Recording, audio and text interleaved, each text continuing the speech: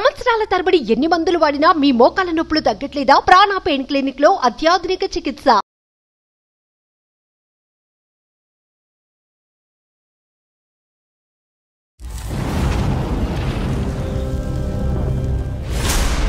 అయితే మా హస్బెండ్ కొంచెం అందం తక్కువగా ఉంటారు. నాలో ఏం చూసి ఆయన పెళ్లి చేసుకున్నాడో అదే నాకు ఇప్పుడు నరకం చూపిస్తుంది సార్. అందులో వాళ్ళు కాస్త చూస్తున్నావు, వాళ్ళని కాస్త చూస్తున్నారు అంటే నీకు వాళ్ళ పైన మోచుద్దా అని అడుగుతున్నాడు సార్. ఇంకా చెప్పుకోలేనటువంటివి ఏమైనా ఉన్నాయమ్మా? అది ఎలా సాధ్యమవుతుందంటారు? మీరు నాకే పుట్టాడా అన్నాడు మేడం. నేను చేసిన పాపమే నా లైఫ్ ఎందుకు ఇలా అయిపోయింది నాకు అర్థం కావట్లేదు. మనతో పాటు ఒక జీవితాన్ని కొనసాగిస్తున్న ఒక మనిషి ఏడుస్తుంది అంటే మన వల్ల. మీరు ఎప్పుడైతే కనుక మానసికంగా దానికి రెడీగా ఉంటారో అప్పుడే ఈ పోరాటం మీరు చేయగలరమ్మా. ఈ అమ్మాయి గీత గీసింది అనుకోండి, నువ్వు వద్దు, నీ గీత వద్దు, నువ్వు వెళ్ళిపో అని చెప్తే అంటే ఆ ఇంట్లోకి అడుగు పెట్టాలంటేనే ఊపిరి సలపన పరిస్థితి ఏర్పడుతుందిగా మీకు. వెల్కమ్ టు అందమైన జీవితం. ప్రతి జీవితం మనం అనుకున్నట్టు జరగదు. అలా జరగకపోవటమే జీవితం అంటే. దాన్ని అందంగా మలుచుకుంటామా మరల్చుకోలేకపోతామా అనేది మన చేతుల్లో ఉంటుంది. ఏమంటారు డాక్టర్ గారు? కరెక్ట్ అమ్మా. ఓకే, మన అందమైన జీవితానికి ఒక మెయిల్ వచ్చిందండి. చాలా మెయిల్స్ వస్తున్నాయి, కొన్ని మాత్రమే నేను తీసుకుంటున్నాను. మనం నిదానంగా ఒక దాని తర్వాత ఒకటి మనం మాట్లాడే ప్రయత్నం చేద్దామండి. బిందు అని ఒక అమ్మాయి మనకి మెయిల్ చేసిందండి. భీమవరం దగ్గర ఒక చిన్న పల్లెటూరు నుంచి. తనకి పెళ్ళయింది, ఒక బాబు కూడా ఉన్నాడు. తను చాలా అందంగా ఉంటుందట. అయితే తన అందమే తనకు శాపంగా మారింది. అయ్యో, ఇప్పుడు నా అందం వలన నా జీవితమే నాశనం అయిపోయే పరిస్థితికి వచ్చాను అనేది ఆ మెయిల్ యొక్క సారాంశం. అయితే డీటెయిల్గా ఒకసారి మాట్లాడదాం.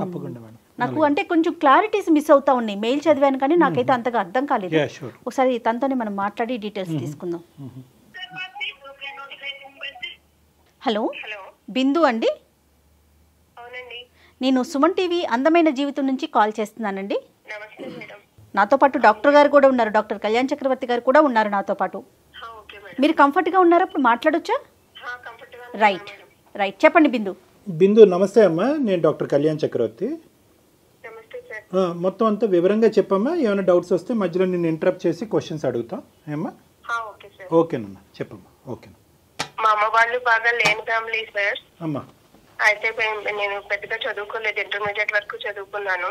మా చుట్టాల్లో అందరూ మంచి సంబంధం అన్నారని మా హస్బెండ్ తీసుకొచ్చి పెళ్లి చూపులకి పెట్టారు సార్. అయితే మా హస్బెండ్ కొంచెం అందం తక్కువగా ఉంటారు, ఆయనకన్నా కొంచెం అందంగా ఉంటాను నేను. అందువల్ల ఆయనకి నేను బాగా నచ్చేసాను. అయితే ఈ అమ్మాయినే చేసుకుంటానని చెప్పారు సార్. చెప్తే ఇంకా మా అమ్మ వాళ్ళు కూడా మనకన్నా చాలా ఉన్నతమైన ఫ్యామిలీ, బాగా ఉన్న ఫ్యామిలీ కదా, మనలాగా కాదు, కొంచెం మా అమ్మాయిని ఆ ఫ్యామిలీలో ఇస్తే మంచిగా లైఫ్ హ్యాపీగా ఉంటుంది ఆమెకి అన్నట్టు వాళ్ళు నన్ను ఒప్పించి పెళ్లి చేశారు సార్. చదువులో కూడా డిఫరెన్స్ ఉందమ్మా బిందు? ఉంది సార్. వాళ్ళు ఏం చదువుకున్నారు? అతను ఆయన డిగ్రీ చేశారు సార్. డిగ్రీ చేశారు. జాబ్ హోల్డర్ అమ్మా? జాబ్ ఏం చేయట్లేదు సార్, వాళ్ళకి బాగా ఆస్తులు ఉన్నాయి, వ్యవసాయం అది చూసుకుంటారు. అయితే మాది బాగా విలేజ్ సార్, మా అత్తగారు వాళ్ళది. అమ్మా, ఇది మొదటి సంబంధం అమ్మా నీకు వచ్చిన సంబంధాల్లో, లేదంటే ఇది మొదటి సంబంధం సార్? మొదటి సంబంధమే. తన అందంగా ఉండేసరికి ఇచ్చి చేసేసి ఆ అబ్బాయి ఒప్పుకున్నాడు, అంతేనండి బిందు? అవును మేడం. అంటే అతనికి నచ్చిందా లేదా అనేది మాట్లాడుకుంటున్నాం, కానీ మీకు నచ్చాడమ్మా అతను పెళ్లి చూపులప్పుడు? అంటే మా అమ్మ వాళ్ళు నాకు ఏం చేసినా మంచి చేస్తారు, మనకన్నా మన అమ్మ నాన్న మన గురించి వాళ్ళే ఎక్కువ ఆలోచిస్తారు, మనకి మంచి చేసేది వాళ్ళే కదా అని అనుకుని నేను ఓకే అని చెప్పాను సార్. ఎందుకంటే వాళ్ళకన్నా మన గురించి ఆలోచించేది ఇంకెవరు ఉంటారు సార్. ఇప్పుడు సమస్య ఏంటి బిందు? చేసుకున్నాను సార్. ఇప్పుడు సమస్య గురించి చెప్పండి. నేను నాలో ఏం చూసి ఆయన పెళ్లి చేసుకున్నాడో అదే నాకు ఇప్పుడు నరకం చూపిస్తుంది సార్. నేను అందంగా ఉన్నానని, అందువల్ల ఆయనకి నచ్చానని చేసుకున్నారు సార్. కానీ పెళ్ళైన మరణాల నుంచి నన్ను చాలా ఇబ్బంది పెడుతున్నారు సార్. హస్బెండ్ తో బయటకు వెళ్తే ఎవరన్నా చాలా హ్యాపీగా ఫీల్ అవుతారు మేడం, కానీ నేను చాలా బాధపడ్డాను మేడం. ఎందుకంటే బయటకు వెళ్ళిన ప్రతిసారి ఆయన బయట ఎవరైనా నన్ను చూస్తున్నారా లేదా నేను వాళ్ళని చూస్తున్నానా అన్న అనుమానం చూపులు నన్ను చాలా ఇబ్బంది పెట్టాయి మేడం. అంటే డిస్కంఫర్ట్ అంటే ఏంటమ్మా? అంటే మాటలతోనా చేతలతోనా లేదంటే ఏ విధంగా? అంటే ఆయన నేను బయటకు వెళ్ళగానే ఈమె అందంగా ఉంది, నాకన్నా అందంగా ఉంది, వీళ్ళు రోడ్డు పైన ఎవరన్నా ఈమె చూస్తున్నారా లేదా వాళ్ళు చూస్తున్నప్పుడు ఈమె కూడా చూస్తుందా, ఈమె కూడా ఏమన్నా సైకిల్ చేస్తుందా అన్నట్టు అనుమానంగా చూసేవాడు సార్. ఎన్ని ఇయర్స్ అవుతుంది బిందు మీకు మ్యారేజ్? 6 years అవుతుంది మేడం. పిల్లలు ఉన్నారండి? ఒక బాబు ఉన్నాడు మేడం. ఓకే, ఇప్పుడు బయటకు వెళ్ళినప్పుడు మీకు అట్లా అనిపించింది కదా, ఇంట్లో ఉన్నంత వరకు తను మీతో బాగానే ఉండేవారా? పెళ్ళైన కొత్తలో అంటే కొంచెం ఎవరైనా నీట్ గా రెడీ అవ్వడం అది చేస్తాం కదా మేడం. అలా నీట్ గా రెడీ అయితే ఆయన ఎవరైనా అందంగా ఉన్నావని అంటారు, కానీ ఆయన ఏమన్నాడో తెలుసా మేడం? తాను దానిలాగా ఉన్నావని అన్నారు మేడం. అంటే కొంచెం నీట్ గా రెడీ అయితే సందాన్ని అయిపోతున్నా మేడం. ఆయన అన్న ఒక్క మాట నన్ను చాలా బాధ పెట్టింది మేడం. మళ్ళీ అడగకూడదు మాకు, అంటే సారీ మేము మళ్ళీ అడుగుతున్నాం. ఏమనేవారమ్మా నిన్ను? అమ్మా బిందు బిందు మేడం సారీ అండి, లైన్ లో ఉన్నారా? వద్దా మరి, వద్దులే తల్లి, రిపీట్ చేయొద్దమ్మా, బాధపడుతున్నావు. ఓకే చెప్పమ్మా, మాకు అర్థమైంది, చెప్పమ్మా. అంత మాట అనేసరికి నాకు ఇంకా ఏంటి, నేను నీట్ గా రెడీ అవడం కూడా తప్ప, కొంచెం అందంగా తయారవడం కూడా తప్పనా ఏంటి? పెళ్ళైన కొత్తలో ఎవరైనా హస్బెండ్ ఇంప్రెస్ చేయాలని కొంచెం నీట్ గా రెడీ అవుతారు, అది కూడా తప్ప అని చాలా బాధ కలిగింది మేడం నాకు. బయట ప్రపంచానికి ఎటువంటి వ్యక్తి అమ్మా నీ భర్త? బయట ప్రపంచానికి చాలా మంచి మనిషి సార్. ఎందుకంటే బయట ఎవరికి తెలియదు ఆయన నాతో ఎలా ఉంటున్నాడని. అలా అని మా అమ్మ వాళ్ళకి కూడా నా బాధను చెప్పుకోలేను, ఎందుకంటే వాళ్ళు ఎంతో ఇష్టపడి ఏరి కోరి తీసుకొచ్చి చేశారు. వాళ్ళకి చెప్పి వాళ్ళని బాధ పెట్టడం నాకు ఇష్టం లేదు సార్. యూజువల్ గా పెళ్ళైనటువంటి కొత్తలో సహజంగా భార్యాభర్తల మధ్యన ఇటువంటి ఓవర్ పొసెసివ్నెస్ అనేటటువంటి అంశాలు ఉంటాయి. కాబట్టి భార్య కొద్దిగా అందంగా ఉంటే కనుక గర్వపడేటటువంటి భర్తల కంటే ఈర్ష్యపడేటటువంటి భర్తలు ఎక్కువ ఉంటారు. కాబట్టి రకరకాల ప్రశ్నలు అడుగుతూ ఉంటారు, ఇంత మేకప్ ఎందుకు, ఇంత డ్రెస్ ఎందుకు అనేటటువంటి వాళ్ళు ఉంటారు. కానీ అది పెళ్ళి అయ్యి పిల్లలు పుట్టిన తర్వాత సహజ సిద్ధంగా అది తగ్గుముఖం పడుతుంది. అండర్స్టాండింగ్ పెరిగే కొద్దీ అది తగ్గుముఖం పడుతుంది. కొన్ని సిచ్యువేషన్స్ లో అది ఎక్కువ అవుతుంది. మీది తగ్గుముఖం పడుతుందమ్మా? ఈ 6 సంవత్సరాల్లో పెరుగుతుందా? లేదు సార్, ఇంకా పెరుగుతుంది తప్ప తగ్గే పరిస్థితి ఏమి లేదు సార్. ఆయన చాలా ఆస్తి పడడానికి చేశారు, ఏం చూసి చేశారో ఆ ఆస్తి కూడా అంతా పోయింది సార్. మా అత్తగారు వాళ్ళు ఏమంటారు, నీ వల్లనే మొత్తం ఆస్తి అంతా పోయింది, ఇన్ని చేసుకున్న వాళ్ళంటే వాడికి దరిద్రం పట్టుకుందని మా అత్తగారు వాళ్ళు నన్ను బ్లేమ్ చేస్తున్నారు సార్. సో బయటికి వెళ్తే కనుక నీకు ఒక ఫ్రీడమ్ లేదు అని చెప్పి, ఇంట్లో ఉంటే కనుక ఒక స్వేచ్ఛ లేదు, ఉక్కిరి బిక్కిరి అయ్యేటటువంటి పరిస్థితి, ఒక ఆడదానిగా ఒక డ్రెస్ వేసుకోవటం, ఒక చీర కట్టుకోవటం, నీట్గా తేరగలిగేటటువంటి హక్కు కూడా నీకు లేదు. ఇవన్నీ అర్థమవుతున్నాయమ్మా. కానీ ఏమన్నా మంచి గుణాలు ఉన్నాయా అతనిలో? అంటే నువ్వు అప్రిషియేట్ చేసి బాధ్యతాయుతంగా ఉండటం కానీ, ఇంటి అవసరాలు చక్కగా చూసుకోవటం కానీ, అంటే ఇవేమన్నా ఉన్నాయమ్మా? ఇప్పుడు అన్ని నెగటివ్ పాయింట్స్ చెప్పారు, ఒక్కటన్నా పాజిటివ్ పాయింట్ చెప్పండి ఆయన గురించి. పాజిటివ్ పాయింట్స్ అంటే ఏమీ లేవు మేడం, ఎందుకంటే పెళ్ళైన మరుసటి రోజు నుంచి నాకు ఈ నరకం చూపిస్తున్నాడు మేడం అతను. నోటి ద్వారానేనండి, చేతల ద్వారా అంటే కొట్టడం అట్లా కూడా ఏమన్నా చేస్తారా? ఎప్పుడన్నా రోడ్డు మీదకి సినిమాకు ఎక్కడికైనా బయటికి షికార్కి ఎక్కడికైనా వెళ్ళినప్పుడు ఎవరైనా తెలిసిన వాళ్ళు కనిపించారు అనుకోండి, వాళ్ళతో ఏమైనా మాట్లాడితే ఇంకా అదిగో వాళ్ళతో ఎందుకు మాట్లాడావు, వాళ్ళతో ఎవడు మాట్లాడమన్నాడు నిన్ను, నేను నీకు పర్మిషన్ ఇచ్చానా మాట్లాడమని, అలా అని చెప్పి ఇంటికి వచ్చి కొట్టేవాడు మేడం. ఆ రోజంతా ఇంకా నరకమే మేడం నాకు. ఇంకా ఎప్పుడైనా బంగారం కొట్టానని తీసుకెళ్తే ఫోన్లే బంగారం కొంటున్నాడు కదా మా హస్బెండ్, నేనంటే ప్రేమ కదా అని బంగారం షాప్ కి వెళ్తే బంగారం అమ్మే అతను నా చేతికి గాజులు వేస్తే కూడా నువ్వు చెయ్యందుకు ఇచ్చావు గాజులు వేయమని, నిన్నెవడిమ్మన్నాడు, నేను చెప్పాను నీకు అని చెప్పి దానికోసం పెద్ద గొడవ చేశాడు సార్. అయిపోయింది, ఈ షేప్ మారిపోతుంది, అంటే ఆలోచన అనేది మారిపోతా ఉంది. ప్లస్ వాళ్ళ పేరెంట్స్ కూడా అలానే అంటోంది తను. వాళ్ళు ఎవరు కూడా ఇప్పుడు సరిచేసేటటువంటి ప్రయత్నం, ఏంట్రా ఒక ఆడపిల్లతో అలా మాట్లాడుతున్నాం అనే ప్రయత్నం ఎవరు చేయలేదమ్మా. ఇప్పటికొచ్చి మీరు ఖండించడం తప్ప వాళ్ళ తరపున వాళ్ళు ఎవరు ఖండించలేదా? ఇది వాళ్ళు ఖండించకపోగా ఇంకా రెచ్చగొడుతున్నారు సార్. ఎందుకంటే నీ వల్లే అగో అలాంటి ఎదురుగొట్టడానికి చేసుకున్నావు, అందుకే నీ జీవితం ఇలా అయిపోయింది, లేని దాన్ని చేసుకున్నావు, అందుకే ఇలాగ అయిపోయావు, నువ్వు మొత్తం ఆస్తులంతా పోగొట్టుకున్నావని ఇంకా నన్ను బ్లేమ్ చేసి నా పైన నింద వేస్తున్నారు మేడం. అతనికి అక్క చెల్లెలు ఎవరైనా ఉన్నారా బిందు? ఉన్నారు మేడం, ఉన్నా కూడా వాళ్ళ ఇంట్లో ఆడపిల్ల అయితే ఒకటి, బయట ఆడపిల్ల అయితే ఒకటి కదా మేడం. బయట నుంచి వచ్చిన దాన్ని ఎప్పటికీ నేను బయట దాన్నే అవుతాను కదా మేడం, అందుకే నన్ను ఇంత హింస పెడుతున్నారు వాళ్ళు. మాకు చెప్పడానికి ఇంకా చెప్పుకోలేనటువంటివి ఏమన్నా ఉన్నాయమ్మా? అంటే నేనేమంటున్నాను నీకు అర్థమయ్యే ఉంటుంది. రీసెంట్ గా మా అబ్బాయి గురించి టాపిక్ వస్తే, మా అబ్బాయిని కూడా ఆయన ఒక మాట అన్నాడు మేడం, వీడు నాకే పుట్టాడా అన్నాడు మేడం. ఆ మాట వినగానే నాకు చాలా బాధ కలిగింది మేడం. నేను ఏం తప్పు చేశానని ఇతను ఇలా అంటున్నాడు, నేను ఏదన్నా తప్పు చేస్తే నన్ను అన్నా పడవచ్చు మేడం, కానీ నేను ఏ తప్పు చేయకుండా నేను ఎందుకు పడాలి మేడం? అంటే రోజు ప్రేమగా చూసుకునే బాబుని కూడా ఇంత అనుమానంతో చూస్తున్నాడు, మనుషులు ఎంత కుళ్ళి కుషుద్ధం పెట్టుకొని చూస్తున్నాడు అంటే నేను ఎలా తట్టుకోవాలి మేడం? మీ పేరెంట్స్ ఏమంటున్నారు? ఇంత కుంగి కృషించిపోతున్నావు కదా, ఇంకా అలాగే ఉండాలి అని అంటున్నారా, లేదంటే అతనికి ఎవరి ద్వారా చెప్పేటటువంటి ప్రయత్నం చేస్తున్నారా, ఉండమంటున్నారా, బయటపడమంటున్నారా? కంగారు పడకూడదమ్మా, ఆ మేము ఓర్చుకోవాలి, అబ్బాయే మారతాడు, ఎప్పటికైనా అబ్బాయే మారతాడు, నువ్వు అలా వీధి పాలు అవ్వకూడదు, భర్తలు కాదని కొని వస్తే అందరి జీవితాలు నాశనం అయిపోతాయమ్మా, వద్దు అలా ఉండొద్దు, నువ్వు అక్కడే ఉండు, నీ సంసారాన్ని నువ్వే నిలబెట్టుకోవాలి అని చెప్తున్నారు సార్. అతనికి నయానో భయానో చెప్పించే ప్రయత్నం అయితే మీ వైపు నుంచి ఏం జరగట్లేదు, అంతేనా బిందు? నేను చేశాను మేడం, కానీ మా అమ్మ వాళ్ళు చెప్పినా కూడా వాళ్ళు ఏంటి నాకు చెప్పేది, వాళ్ళకి నాకు చెప్పే అంత రేంజే వాళ్ళది అని అంటున్నాడు సార్. కాదు బిందు, ఇప్పుడు నువ్వును మీ హస్బెండ్ పెళ్ళైన కొత్తల్లో బయటకు వెళ్ళినప్పుడు ఆయన ఏమన్నా నెగిటివ్ కామెంట్స్ ఫేస్ చేశారా? అలాంటి కామెంట్స్ ఏమన్నా బయట వ్యక్తుల నుంచి? ఏమో బయట కామెంట్స్ అయితే నాకు తెలియదు మేడం, కానీ ఇంట్లో మా మరిది వాళ్ళు కూడా నన్ను అదోలా చూస్తుంటే వాళ్ళకి నాకు కూడా కొంచెం నువ్వు వేరేలా చూస్తున్నారు మేడం. వాళ్ళు కూడా మా మరిది వాళ్ళు స్వయాన మా మరిది వాళ్ళు అలా చూస్తున్నారా, లేదంటే నీ భర్త అలా ఫీల్ అవుతున్నాడా? అంటే ఇక్కడ దగ్గర బంధువులు కూడా అలాగే చూస్తున్నారు నీ వైపు అనే ఫీలింగ్ మీ భర్త అతనికి వచ్చిందా? మీ ఆలోచన మేడం, మా మరిది వాళ్ళు కూడా నన్ను అదో రకంగా చూస్తున్నారు. వాళ్ళు ఎందుకు చూస్తున్నారు నన్ను ఇలాగా? నేను చూస్తే అదిగో నువ్వు వాళ్ళు కాస్త చూస్తున్నావు, వాళ్ళని కాస్త చూస్తున్నారు అంటే నీకు వాళ్ళ పైన మోజుందా అని అడుగుతున్నాడు సార్. మొత్తం అట్మాస్ఫియర్ అంతా చాలా నెగిటివ్ గా మారింది కదా బిందు. అంటే ఆ ఇంట్లోకి అడుగు పెట్టాలంటేనే ఊపిరి సలపన పరిస్థితి ఏర్పడుతుందిగా మీకు. అవును సార్, ఏం చేయాలో తెలియక నేను మా ఫ్రెండ్ చెప్పుకున్నాను సార్ ఇదంతా. మా అమ్మ వాళ్ళకు కూడా కంప్లీట్ గా చెప్పుకోలేకపోతున్నాను, ఎందుకంటే నా తల్లిదండ్రులను బాధ పెట్టడం నాకు ఇష్టం లేదు సార్. కానీ సహజంగా తల్లిదండ్రులు ఎలా ఆలోచిస్తారు కళ్యాణ్ గారు, వారికన్నా కొంచెం ఉన్నత స్థానంలో ఉన్న చోటికి తమ బిడ్డను పంపించాలని కోరుకుంటారు అనుకుంటారు. తర్వాత కాంప్రమైజ్ అనే పదం మీదే మొత్తం అంతా నడుస్తుంది. కానీ చూడండి, అది కూడా ఒక కొంచెం అందంగా ఉండడం నేను చేసిన తప్పే సార్. No. అంటే ఆడపిల్లలు అందంగా అదేంటమ్మా, అది తప్పే. అది సహజ లక్షణం అది కదా, చూసే మనిషి బట్టి అనిపించేప్పుడు నేను పాపం ఏంటి సార్, నేను ఎందుకు నా లైఫ్ ఎందుకు ఇలా అయిపోయింది నాకు అర్థం కావట్లేదు. ఇది పాపం, నేను ఎవరి దగ్గర తప్పు చేయాలని నేను ఎప్పుడు అనుకోలేదు సార్, నా పెంపకం అలా లేదు సార్. ఇది పాపం పుణ్యం తప్పు ఒప్పు కాదమ్మా. నువ్వు ఎవరితో అయితే కనుక నీ జీవిత ప్రయాణం మొదలైందో అక్కడ బ్యాడ్ లక్ అంతే. కోరి వచ్చినటువంటి మగాడు అందాన్ని చూసి అప్రిషియేట్ చేసి నువ్వే కావాలి అని అనుకునే మగాడు ఈ విధంగా వెనుదిరుగుతాడు, ఈ విధంగా మాట్లాడతాడని చెప్పి నువ్వు కల్లో కూడా అనుకుని ఉండాను కదమ్మా. కానీ నా జీవితం అంటే ఎలాగో అయిపోయింది, కానీ నా బాబు విషయంలో కూడా అలా మాట్లాడేసరికి నాకు ఏం చేయాలో తెలియట్లేదు సార్, ఏం చేయాలో తోచట్లేదు అసలు. కానీ అంటే పెద్ద కూడా అదే మాటలు మాట్లాడితే నా కొడుకు దగ్గర నా పరిస్థితి ఏంటి సార్? వాడి దగ్గర తలదించుకోవాలా? అంటే నేను తప్పు చేశానని ఒప్పుకోవాలా? సహజంగా ఎన్ని మాటలు చెప్తామండి, సంసారానికి 2 చక్రాల వాళ్ళని 2 కళ్ళని ఎందుకు సమానంగా చూసే ప్రయత్నం జరగదండి?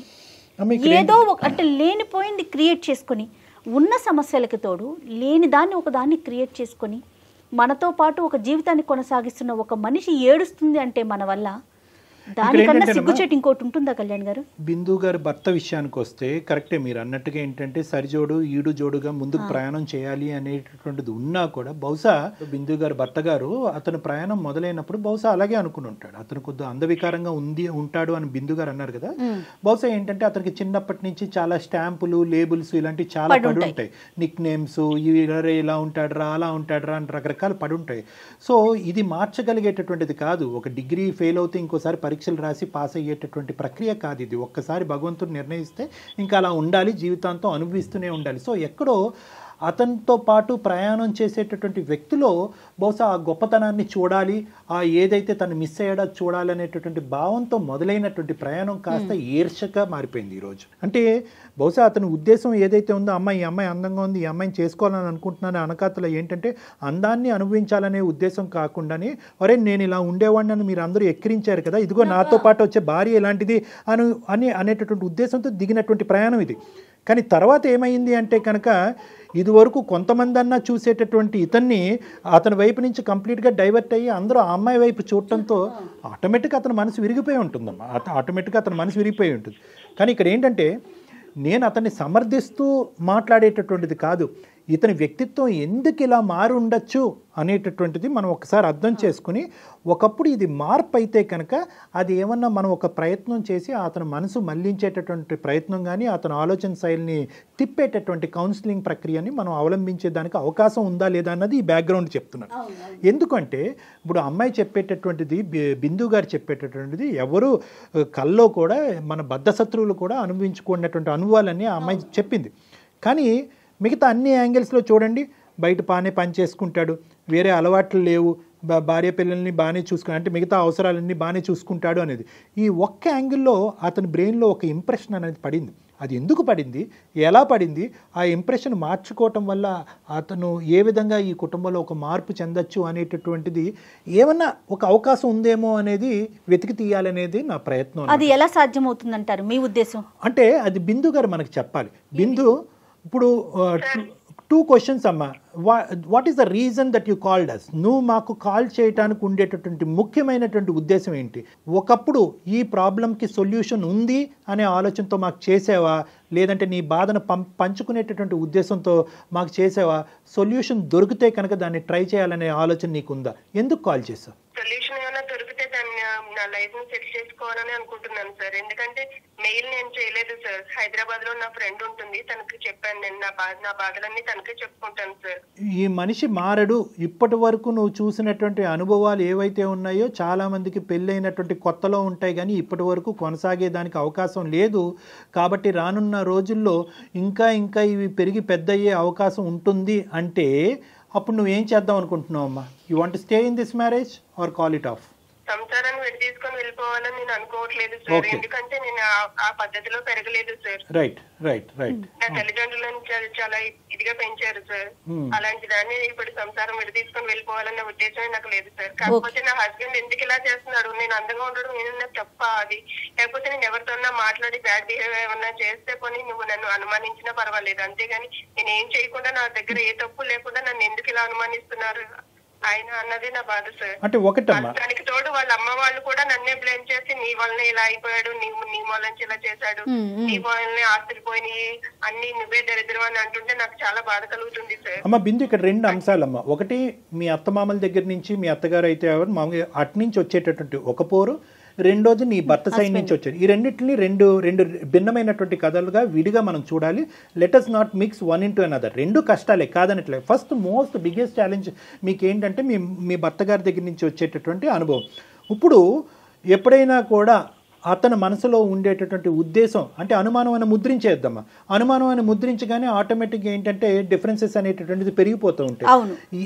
ఏంటండి నేను చేసినటువంటి తప్పేంటి, నేను ఎలా ఉండాలి అని అనుకుంటున్నాను, నేను అందంగా పుట్టడం అనేది తప్ప, నా అందాన్ని నేను మార్చుకోగలనా, నేను ఎలా ఉంటే మీకు నచ్చుతుంది, నేను అందంగా ఉండటం అనేది మీకు గర్వం కాదా, గౌరవంగా అనిపించట్లేదా, గౌరవంగా అనిపించట్లేదా అనే విధంగా ఎప్పుడైనా ఒక మాట్లాడేటటువంటి మనసు విప్పి మాట్లాడేటటువంటి ఒక ప్రయత్నం చేశారమ్మా? చేశాను సార్. అలా చేయడం వల్లనే ఇప్పుడు మా బాబు పైన బ్లేమ్ చేస్తున్నారు సార్. ఆయన వీడు నాకే పుట్టాడా అన్నట్టు మాట్లాడుతున్నాడు సార్ అతను.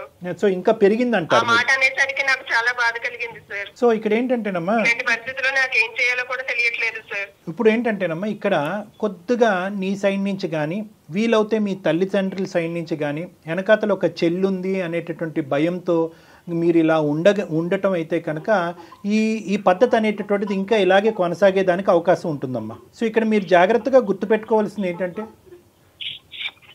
ఏంటో డిస్టర్బెన్స్. బిందు, మీ దగ్గర ఏదో డిస్టర్బెన్స్ వస్తుందండి కాల్లో. ఏమో మేడం, నేను ఇక్కడ మీరు ప్రైవసీగానే ఉన్నారా? నో ప్రాబ్లమా? నో ప్రాబ్లం మేడం, నాకు మీ వాయిస్ వినిపిస్తుంది మేడం. రైట్. ఇప్పుడు అమ్మ నేను I continue from where I stopped అమ్మ. నేను ఎక్కడైతే ఆపాను అక్కడి నుంచి కంటిన్యూ చేస్తాను. ఒక్క మాట అమ్మ, నేను ఏమంటున్నానంటే ఇక్కడ ఈ సమస్యకు ఒక పరిష్కారం కావాలి అంటే కనుక సర్దుకుని దిద్దుకుని ముందుకు వెళ్ళిపో అనేటటువంటి మీ తల్లిదండ్రులు ఆలోచించేటటువంటి ఆలోచన శైలి కరెక్ట్ కాదు. నెంబర్ 1. నెంబర్ 2, మీరు ఏదైతే కనుక నా భర్తతో పాటు నేను ఇలాగే కొనసాగాలి అని అనుకుంటున్నానో ఖచ్చితంగా అదే మాట మీద ఉండండి. అదే జరగబోతుంది, అదే అవ్వాలని మేము కూడా కోరుకుంటున్నాం. కానీ ఎక్కడి వరకు దీని థ్రెషోల్డ్, ఎక్కడి వరకు దీని లిమిట్ అనేది మీ భర్త గారికి వివరించి చెప్పగలగాలి. మీరు ధైర్యాన్ని తెచ్చుకుని గుండె నిబ్బరం చేసుకుని మీ భర్త గారికి చెప్పాలి, చూడండి నేను ఒక మనిషినే, నాకు ఒక వ్యక్తిత్వం ఉంది, నాకు ఒక మనసు ఉంది. ఈరోజు నేను మానసికంగా చితుకుపోవటం వల్ల నీకు భారీగా కాకుండా పోతానేమో అనేది వేరే విషయం, కానీ ఆ పిల్లవాడికి తల్లిగా కాకుండా కూడా పోయేదానికి అవకాశం ఉంది. కాబట్టి నా మానసిక శారీరక పరిస్థితిని నేను కాపాడుకోవాల్సినటువంటి అవసరం ఉంది. కాబట్టి మీరు మారుతారా, లేదంటే నేను ఈ పరిస్థితుల్లో నేను ఉండగలిగేటటువంటి దానికి అవకాశం లేదు అని ఒక గీత గీయటం అనేది చాలా ఇంపార్టెంట్. మీరు అనుకోవచ్చు ఒకప్పుడు నేను ఆ మాట అంటే కనుక ఇంకా హింసిస్తాడు, ఇంకా హింస పెడతాడు అనేది. మీరు ఈ మాట అన్నా అనకపోయినా కూడా మీరు చెప్పేటటువంటి దాన్ని బట్టి ప్రతిరోజు ఆ హింస పెరుగుతూనే ఉంది ఇప్పటి వరకు. సో కాబట్టి ఏంటంటే ఫస్ట్ మీరు ఇందాక అన్నట్టుగా ఏం కావాలని కోరుకున్నారు, ఏం కావాలని కోరుకుంటే అతని హింస ఆగక ఇంకా నీ కొడుకు వరకు వెళ్ళి మీ అమ్మ సో అండ్ సోరా అనేటటువంటి విధంగా కూడా మాట్లాడేటటువంటి పరిస్థితి వచ్చింది. రానున్న రోజుల్లో ఇంకా ఎటువంటి భయంకరమైన పరిస్థితులు చూడవలసి వస్తుంది. సమాజంలో నలుగురికి కూడా ఇలా చెప్పి ప్రచారం చేసేటటువంటి పరిస్థితి కూడా ఉంటుందా, అప్పుడు మీరు ఏదో స్టెప్ తీసుకోవడానికి కూడా అవకాశం ఉండదు. కాబట్టి మీరు చేయవలసింది ఏంటంటే మోస్ట్ ఇంపార్టెంట్ డ్రా ఏ లైన్ అంటారు దీన్ని సైకాలజీలో. కాదు డాక్టర్ గారు, ఒకవేళ ఈ అమ్మాయి గీత గీసింది అనుకోండి, నువ్వు వద్దు నీ గీత వద్దు నువ్వు వెళ్ళిపో అని చెప్తే, మీరు ఎప్పుడైతే కనుక మానసికంగా దానికి రెడీగా ఉంటారో అప్పుడే ఈ పోరాటం మీరు చేయగలరమ్మా.